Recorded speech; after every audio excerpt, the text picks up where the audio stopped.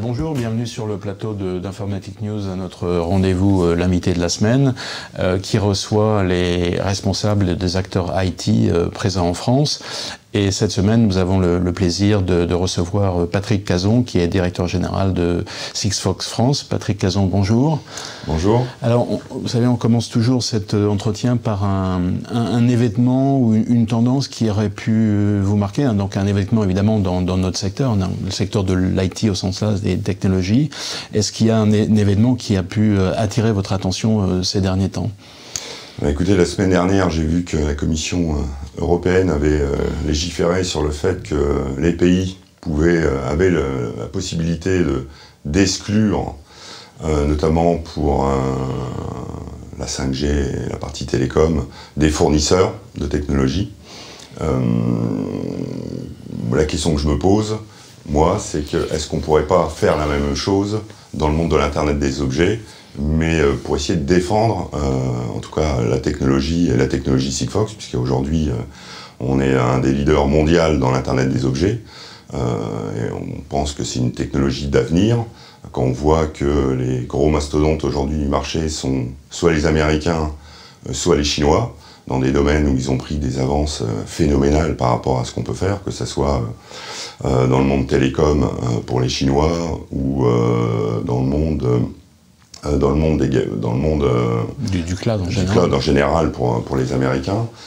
On a la chance d'avoir en France une société française qui est Sigfox, qui est leader. Est-ce qu'on ne pourrait pas essayer de tous ensemble au niveau européen, essayer d'avoir une souveraineté dans l'Internet des objets, d'en faire un leader mondial et de pouvoir, pour une fois, avoir une technologie ou un segment de marché qui nous permettrait d'être un des leaders mondiaux face aux Américains ou face aux Chinois, par exemple. Alors effectivement, mais vous avez remarqué qu'en général, la concurrence, la Commission européenne a pour maître mot la concurrence. Et donc, là, on est tellement avancé dans toutes ces technologies qu'en gros, l'idée, c'est pas de promouvoir une entreprise européenne, mais plutôt de mettre un frein à des entreprises externes à l'Europe. Ça, c'est une démarche, je dirais, assez classique de la Commission européenne, et finalement, qui va un peu à l'encontre de ce que vous souhaitez. C'est-à-dire qu'en gros, elles favorisent pas vraiment des technologies, elles empêchent des technologies adverses d'arriver, si je puis dire.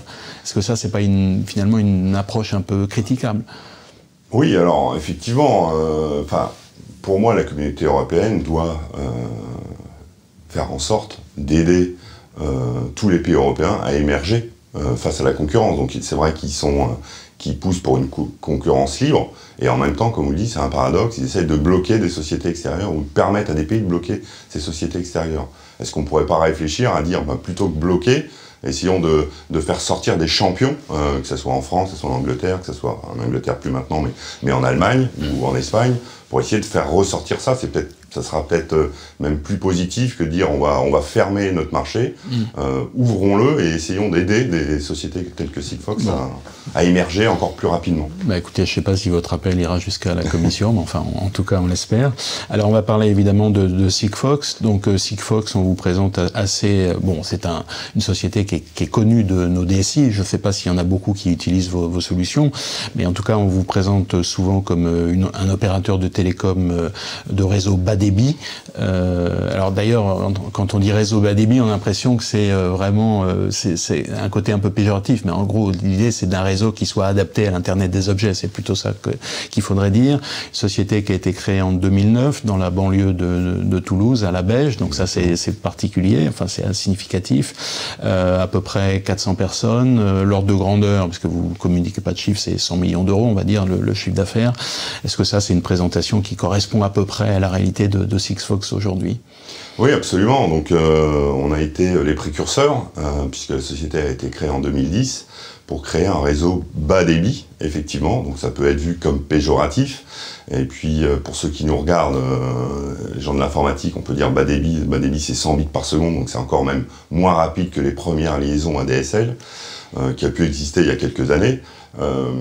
Mais c'est justement avec cette frugalité qu'on arrive à faire émerger un nouveau marché, c'est-à-dire qu'en 2010, quand les deux cofondateurs de Sigfox ont eu cette idée géniale de créer un réseau bas débit, qui sont Ludovic Lemans et Christophe Fourtet. C'était vraiment à contre-pied de dire on cherche de la bande passante, encore plus de débit, encore plus de débit. Et on s'est dit mais non, il y a un marché pour ce bas débit, pour permettre de pouvoir connecter n'importe quel objet physique au monde digital et remonter des informations pertinentes, au bon coût, et sur lesquelles ça va nous permettre, et ça va permettre notamment aux entreprises, de soit créer des nouveaux business models, soit leur permettre de réduire des coûts ou d'améliorer leur productivité. Alors c'est vrai qu'en 2010, quand Ludovic Lemans et Christophe Fourtet ont créé Sigfox, d'abord on nous a ignorés en disant un réseau bas débit depuis Toulouse, mondial qui plus est, sont-ils sérieux? Après on s'est moqué de nous, après nos premiers clients nous ont dit oui mais quand même, est-ce qu'il y a un marché? Vous êtes tout seul, en plus il n'y a pas de concurrence, et puis c'est un rêve qui est en train de devenir réalité, puisque aujourd'hui on a des beaux clients, je pourrais citer Total, je pourrais citer Airbus, je pourrais citer Michelin, et on est présent maintenant dans 70 pays. Donc, alors combien, vous mesurez ça comment? Par nombre d'antennes, nombre de réseaux déployés, comment ça se mesure finalement? Le nombre votre nombre d'antennes ou alors on préfère parler en nombre de pays, puis après sur la partie couverture, on parle en couverture de la population, oui, ou en couverture de territoire. Aujourd'hui, l'Europe est quasiment couverte sur sa totalité.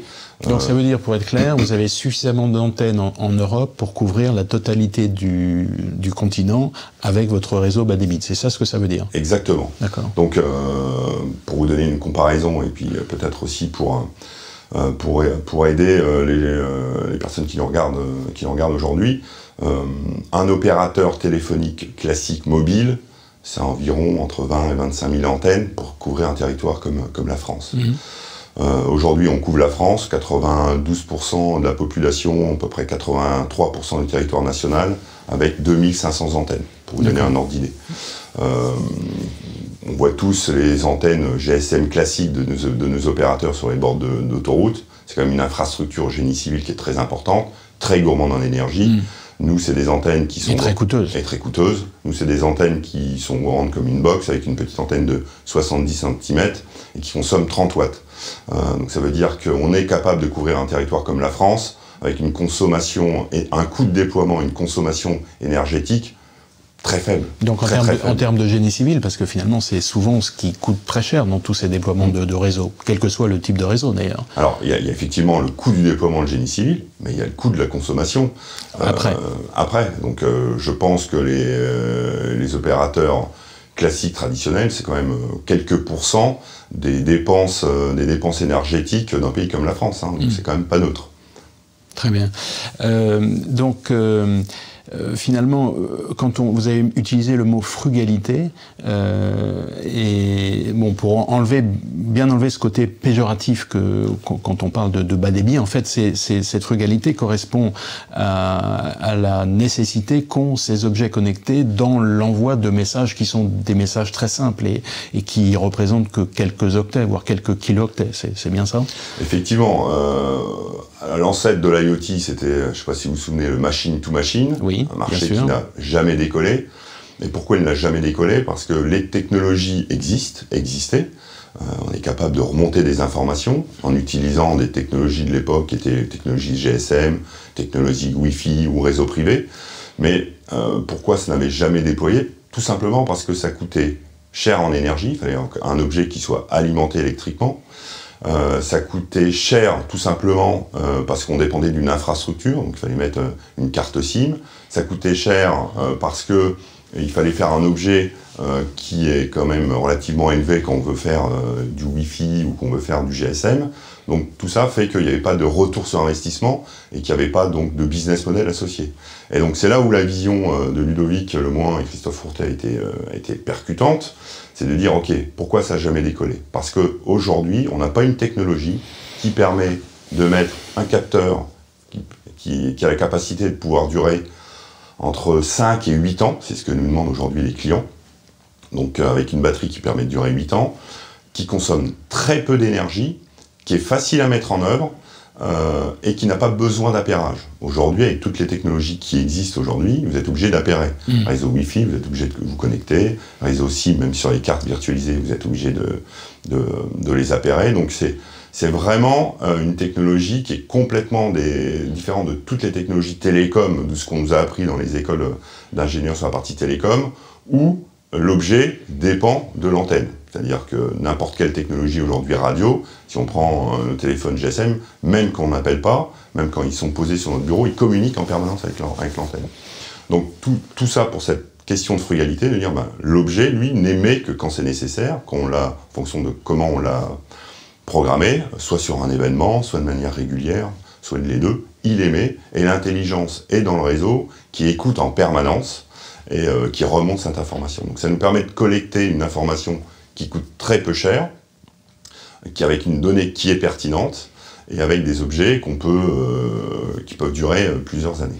La maintenance, vous avez décrit un peu ces antennes et le nombre qu'il faut pour couvrir un territoire. La maintenance de ces antennes est opérée par vous ou c'est fait par une société tierce? Non, c'est fait par vous. C'est fait par nous. Donc bien sûr, pour aller sur site, on peut utiliser des sous-traitants, bien évidemment. Mais voilà, c'est de la maintenance. C'est un réseau qui est opéré et maintenu par nous. D'accord. Vous avez répondu finalement un peu à la question, mais je vais vous la poser. Est-ce que finalement votre modèle, il est en bon français scalable, c'est-à-dire qu'en gros, est-ce qu'il peut se déployer à des niveaux, des dimensions qui soient beaucoup plus importantes que ce qu'on connaît aujourd'hui? J'ai cité un ordre de grandeur, 100 millions d'euros de chiffre d'affaires. Bon, c'est peut-être pas la bonne métrique pour définir la taille de l'entreprise, mais est-ce que finalement Sigfox ne devrait pas peser 1 milliard, 5 milliards d'euros en fonction des besoins qui existent dans l'Internet des objets, ou est-ce que finalement on arrive aujourd'hui à une période charnière qui fait que, en gros, ça va exploser? Alors, donc c'est une excellente question. Aujourd'hui, on a 15 millions d'objets connectés sur notre réseau. Donc, pour vous donner quand même une tendance autre que sa partie chiffre d'affaires. Oui, mais vous savez, quand on lit les études de Cisco, par exemple, qui parlent des objets connectés, ils parlent en milliards. C'est 5 milliards. Et puis, alors évidemment, les chiffres veulent rien dire, mais enfin, l'ordre de grandeur, c'est le milliard. Donc 15 millions par rapport à ces milliards, ça peut paraître relativement peu. Alors, il faut faire aussi attention quand on parle d'objets connectés. Oui. Tout type d'objets connectés, ça peut être ma balance connectée qui est en Wi-Fi, ça peut être des applications plutôt industrielles. Oui. Donc, il faut faire un peu... Ce qui est votre cas. Oui, ce qui est notre cas. Nous, c'est vraiment dans le B2B ou dans le B2B2C. Et principalement dans le domaine industriel pour l'instant? Principalement dans le domaine industriel pour l'instant. Donc, scalable. Est-ce que c'est scalable? Donc, oui, c'est scalable. Dans l'Internet des objets, il y a objet. D'accord? Donc... et l'objet dépend du cas d'usage. D'accord ? On travaille avec les métiers, je ne vous ai pas parlé des marchés qu'on adresse, on a 3 grands types de marchés industriels, le marché de la logistique, de la supply chain, le marché de la télérelève et le marché de la sécurité. Voilà.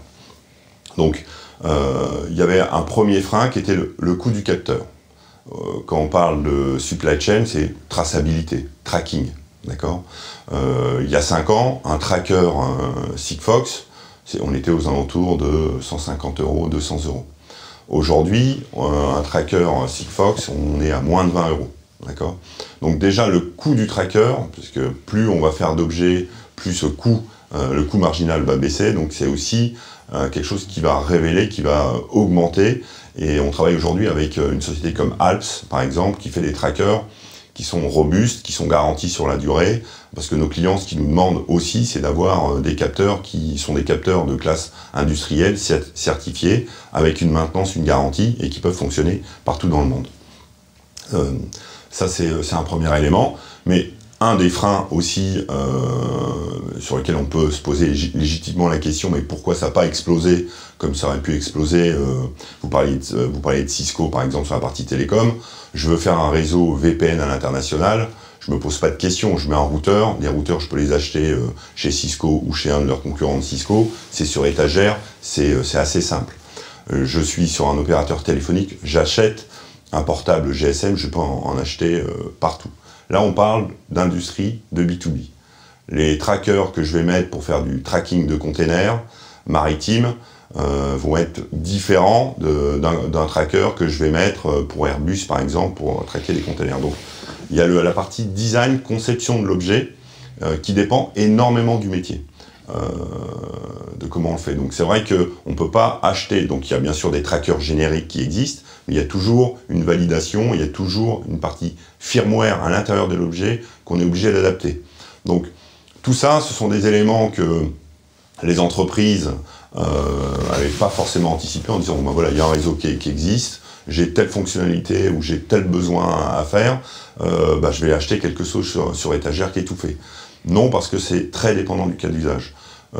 Un objet que je vais intégrer, je peux prendre par exemple le cas de Verisure, qui est un de nos gros clients sur les centrales d'alarme.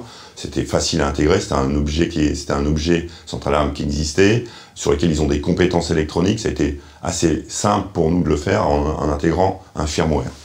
Par contre, je veux faire des équipements industriels pour la SNCF par exemple, qui a des contraintes mécaniques spécifiques, ou pour Total qui a des contraintes de type norme ATEX par exemple, ça veut dire qu'il faut concevoir un objet qui correspond. Donc c'est un frein, ça a été un frein, et maintenant ça s'accélère. Sur mesure qui est beaucoup plus importante qu'on l'imagine. C'est-à-dire qui fait que dans les télécoms, c'est très standard, tout est très standardisé. Là, il y a vraiment une partie de développement spécifique à l'application, au cas d'usage, qui est importante. Et c'est ça ce qui limite le développement. C'est ça qui a limité notre...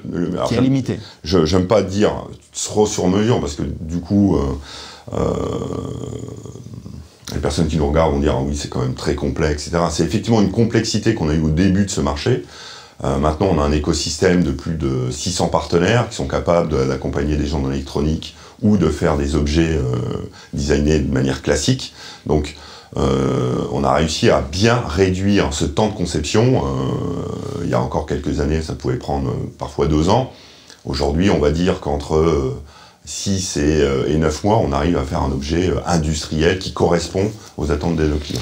Alors, est-ce qu'il n'y a pas un autre problème qui fait aussi que ça n'a pas explosé? Comme on dit, bon, on est dans une courbe et peut-être qu'on est à un moment d'inflexion et que ça va arriver, mais est-ce qu'il n'y a pas aussi une sorte de fragmentation des technologies? Donc, évidemment, on va citer LoRa ou LoRaWAN, on va citer Narrowband, et puis la 5G qui arrive, qui d'ailleurs, entre parenthèses, d'après certaines personnes, pourrait tout englober. Donc, est-ce que à la fois cette fragmentation et l'arrivée de la 5G, comment vous vous situez par rapport à tout ça? Alors, sur la partie fragmentation, vous avez raison, mais c'est plus, encore une fois, un positionnement par rapport au cas d'usage. Nous, on se positionne vraiment comme un réseau public opéré, d'accord, qui est disponible dans 70 pays dans le monde et en Europe. Donc, ça veut dire que quand moi je travaille avec des clients industriels qui veulent faire du tracking logistique ou du tracking de remorques, par exemple, pour le cas de Total et de leur offre AS24, il leur faut un objet qui puisse fonctionner. Le camion, il part de l'Espagne, il va jusqu'en Angleterre, il traverse la France, il continue en Hollande, jusqu'en Pologne, il faut qu'on puisse le tracer. Donc, on est aujourd'hui les seuls à pouvoir proposer en réseau bas débit une telle couverture et d'accompagner nos clients à l'international. Ça, c'est un premier élément. Donc après, effectivement, il y a eu beaucoup de bruit autour des technologies qui existent. LoRa est une bonne technologie pour les réseaux privés, effectivement. Il y a plein de projets qui se font à l'échelle d'une ville, par exemple, ou à l'échelle d'une entreprise, pour mettre en place, pour un certain nombre de cas d'usage, des réseaux privés. D'accord? Donc, qui sont aujourd'hui, qui n'étaient pas notre positionnement. Notre positionnement, c'était d'être sur un réseau public. Donc on pourra en reparler, c'est effectivement un marché qu'on va adresser sur le 2e semestre de cette année. Après, effectivement, sur ce type de réseau international, le concurrent le plus légitime, c'est tout ce qui est GSM, qu'on voit aujourd'hui, mais qui ne peuvent pas adresser les mêmes cas d'usage que nous, tout simplement pour des questions de coût, pour des questions de frugalité, pour des questions de consommation d'énergie. Dès lors qu'on met un équipement mobile, on est obligé d'avoir quelque part une source d'électricité pour pouvoir alimenter. Par contre, ils traitent des cas d'usage que nous, on ne peut pas traiter, c'est-à-dire dès lors qu'on a besoin d'avoir de la vidéo, d'avoir de la voix, d'avoir du besoin de haut débit, c'est des cas d'usage que nous, on ne sait pas traiter. Donc vous dites plutôt pour nous, c'est complémentarité avec Exactement. La 5G plus que concurrence. Alors il y aurait une intersection, comme toujours, sur deux ensembles. Bien sûr. Pour nous, qui peut le plus peut pas le moins. Donc la 5G, effectivement, on peut faire passer tout ce qu'on souhaite dedans. C'est vrai. Mais ça a des contraintes. C'est-à-dire qu'il faut qu'il y a le coût de l'objet, comme on l'a dit tout à l'heure, c'est quand même le coût de l'objet, c'est quand même quelque chose d'important dans le calcul du retour sur investissement.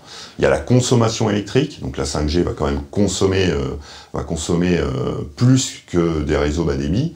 Donc déjà pour ces deux raisons-là, il y aura toujours des cas d'usage pour des réseaux bas débit comme Sigfox.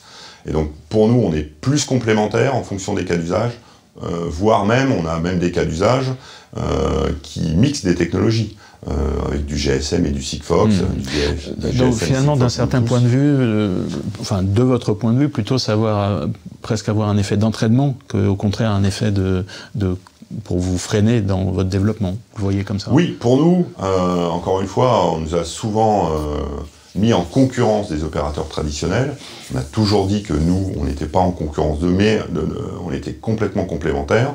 Je pense qu'effectivement, ce qu'on voit sur le marché, c'est que les gens le comprennent et que maintenant on arrive à faire des choses ensemble avec eux en fonction des cas d'usage. Est-ce que vous pouvez citer, vous avez cité des clients, est-ce que vous pouvez citer un ou deux cas d'usage un petit peu qui sortent un petit peu de l'ordinaire avec vos technologies en France? Eh ben écoutez, je peux, puisqu'on... En termes d'application, si je peux dire. Je vais vous donner une application qu'on a fait, qui est publique, puisqu'on a fait un communiqué de presse avec les Bouches-du-Rhône, avec la préfecture de police des Bouches-du-Rhône, les douanes. Les buralistes dans les Bouches-du-Rhône sont attaqués en moyenne 8 fois par an. Donc on a décidé ensemble de mettre... Donc pour voler des paquets de cigarettes, enfin Exactement. Plus que des paquets, des cartouches, des cartons entiers de cartouches de cigarettes. Donc on a mis en coopération avec un fabricant de tabac des cartouches sur lesquelles dans un paquet de cigarettes il y avait un tracker. Le tracker, pour continuer sur ce qu'on disait avant, utilise deux technologies, la technologie Sigfox et la technologie GSM, et une troisième technologie qui est la technologie Bluetooth. Donc une cartouche de cigarette avec du vrai tabac, avec des vrais paquets de cigarettes, sauf un paquet sur lequel il y a un leurre. Celui-ci est mis dans des cartons. Évidemment, on ne peut pas le détecter. Évidemment, on ne peut pas le détecter. Et le buraliste se fait cambrioler. Le paquet, le carton, l'heure est pris. Il y a une rupture de l'LS électronique qui est en Bluetooth, qui déclenche la balise et qui déblanche la balise en Sigfox. Pourquoi Sigfox ? Parce que Sigfox, encore une fois, est frugal et on peut tracer ces paquets de cigarettes pendant des mois.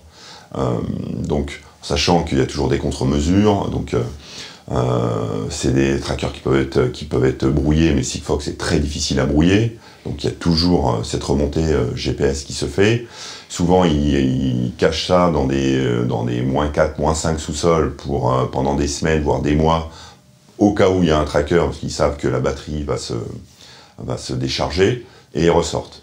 Mais grâce à Sigfox, on est résilient au brouillage et on peut tenir des mois. Donc on peut suivre et remonter la chaîne. Quand je dis on, bien sûr, c'est les forces de police, que ce soit le ministère de l'Intérieur ou la gendarmerie.